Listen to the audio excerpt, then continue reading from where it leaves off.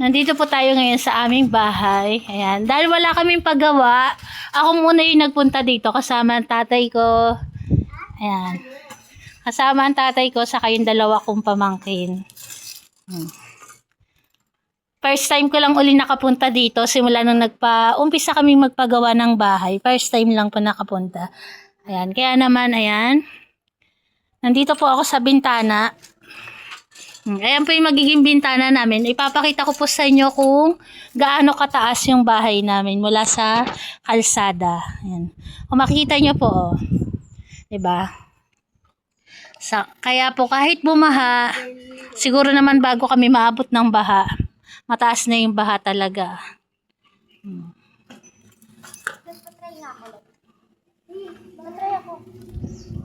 Ayan po yung aming magiging septic tank. Malawak pala siya. Kung titignan lang kasi sa sa video, parang maliit yung septic tank. Pero pag sa personal po, malawak pala yung pagkakahukay niya. Ayan.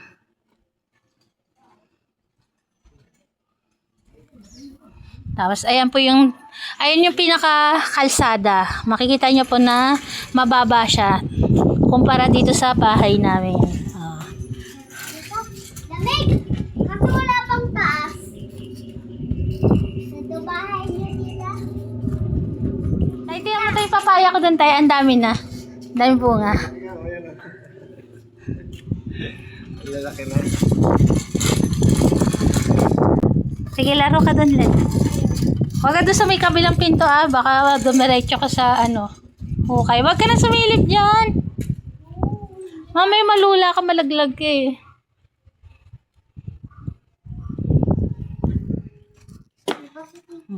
Eto po, sa magtatanong kung bakit merong gento, akala ng iba CR. Hindi po siya CR. Kumbaga kasi pag kunyari, maglilinis kami ng sahig, dyan po yung ng tubig niya. Dyan punta ng tubig niya. Ayan. Ayan, dyan pupunta ng tubig, papunta dun sa kanal. Lalagyan pa yan ni Papa Perna ng tubo. Lalagyan pa ng tubo papunta sa kanal. Kung sakaling maglilinis kami ng bahay. Ayan, sa mga nagtatanong nga pala kung bakit walang beam yung aming bahay, meron po siyang beam. Ayan, kung makita nyo po, ayan yung pinaka-beam niya, nasa ilalim. Ayan. Akala kasi ng iba, nagposte agad kami, tapos hollow block, walang beam sa ilalim. Meron po siyang beam. May pinaka-pondasyon po siya. Kasi iba kasi na, natabunan na ng lupa. Malalim po yung pinakahukay niyan at may beam. Beam tawag doon tayo sa Oo. Lubog tao po yung niyan. Pinakahukay. Tatay ko naghukay niyan. Isa ang tatay ko sa naghukay niyan. Kaya po, meron talaga siyang beam. May Ayan ang tatay ko eh. Oh. Isa sa naghukay. Nalakit nga po mga pakol, kamay dyan. Kakaukay. Akala kasi ng iba tayo walang beam. Akala nila ganyan lang akala ng iba poste lang na diretso na walang beam. Meron po siyang buhos sa ilalim. Ayan kapraso na lang ang kita. Ayan po yung tanim namin, pechay.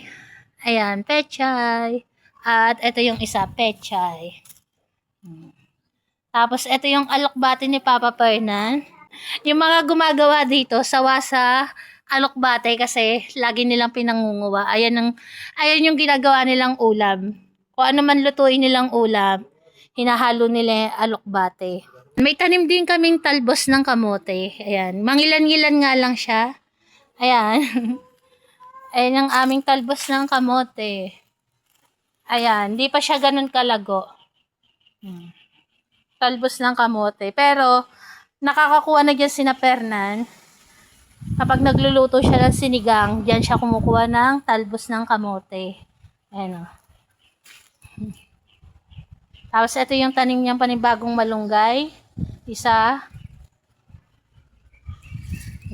Hindi pa po ganito kalinis yung aming lupa. Gawa nga po naggagawa pa naman sila. Kaya hindi pa nalilinis. Siguro bago kami lumipat dito, makikita nyo naman po magiging malinis din tong lupa na to. Success? Buti na lang may CR na kami. Inabot ng tawag ng kalikasan tong pamangking ko.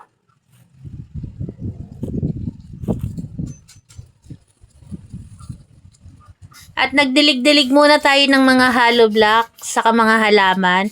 Kaya po dinidilig yung hollow block para po tumibay. Kasi pag hindi daw dinilig, nagka-crack siya. Nakita ko nga po yung ibang hollow blocks dyan. Meron na siyang crack. Yung iba nabiyak na talaga ng tuluyan. Kaya po binabasa para mas tumibay yung hollow block. Tapos nagdilig na rin ako ng mga halaman bago kami umuwi.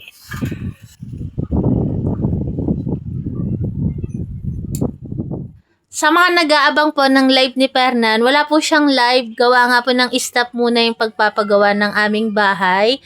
Sa ngayon, nag-iipon muna ulit po kami ng pambili ng mga materyales at pambayad sa mga labor. Kaya hindi po muna kami nagpapagawa. At least, ganyan na po yung itsura ng aming bahay. Meron na po siyang forma ng pintuan, ng bintana.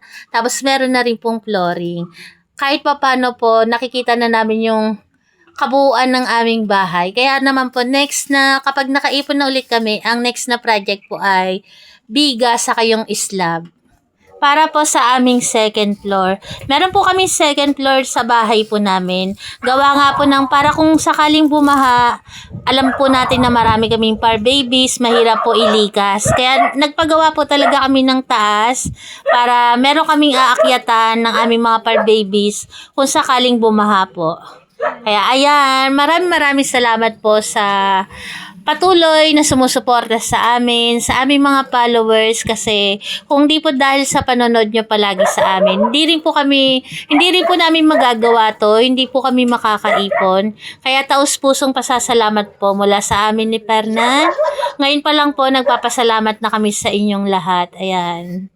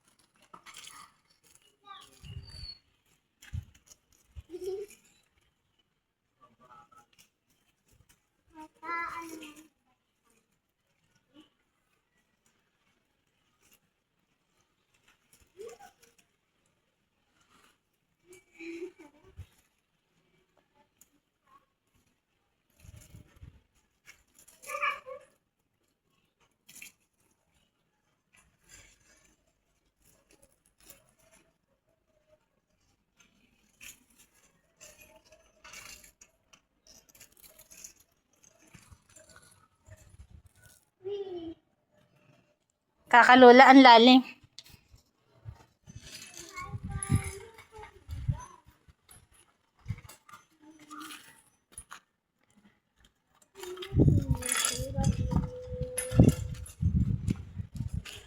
Dito pala kami balak mag-gate.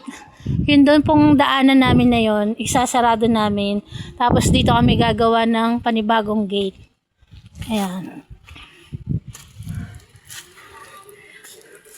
Ayan, ganyan siya kataas. Nobo pa tatay ko, no? Ayan, ganyan po siya kataas. Ang aming daanan.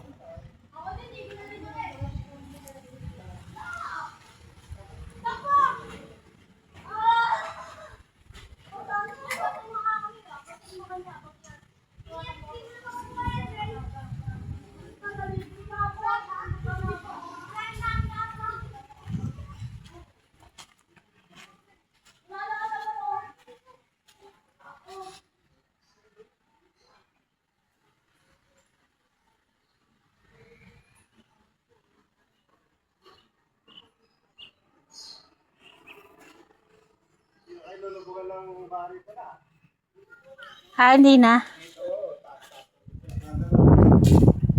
Pero kulang pa lang ang block niya siguro. Kulang pa yan, marami pang kulang pa. Kulang pa yan. Kasi paligid pa yun.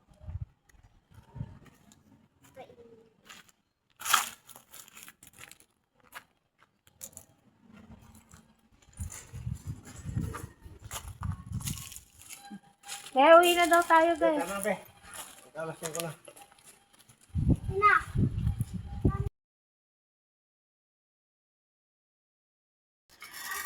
At dito na po nagtatapos ang video na to para po dito sa pinapagawa naming bahay.